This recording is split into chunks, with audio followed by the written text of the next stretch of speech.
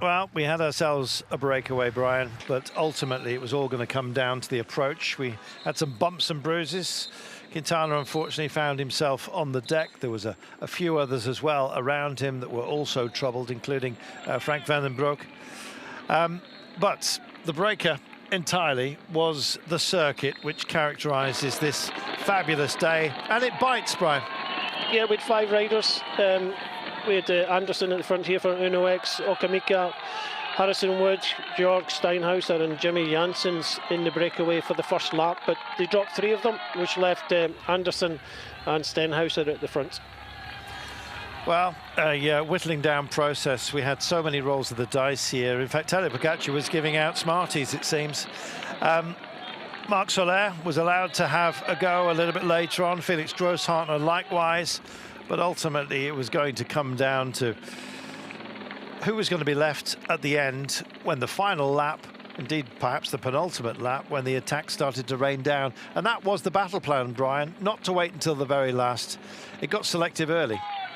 Well, Soler tried in the first lap and he was just brought back there, but Steinhauser kept on going. He had a small advantage of 33 seconds, but even coming up to, you know, the penultimate climb, you know, the gap was closing the whole time. 20 kilometres to go, he comes over the top just in front of the peloton behind.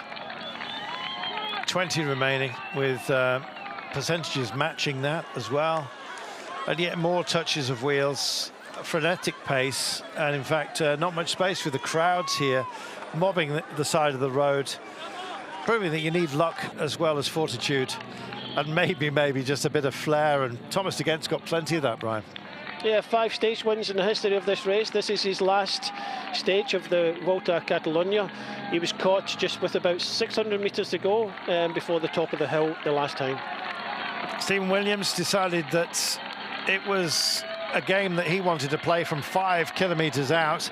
That was perhaps a big ask, but you know, he did the right thing and he got very selective behind him. He was chased down by Tadej Pogačar. That's a measure of the respect that was offered up to Stephen Williams. Pogačar then allowed João Almeida his chance. It didn't quite work out for Almeida, but Pogačar was always there, just monitoring the situation. And indeed, in the end, when it came to the sprint, he was to impose himself once more, Brian. He did, emphatically, just kind of sitting back, allowing his teammates to go on the attack. But, you know, he was the backup of the day. It wasn't the plan, of course, but the plan was to win the stage, and he duly obliged. Tadej Pogačar taking it ahead of Dorian Gaudon, Guillaume Martin.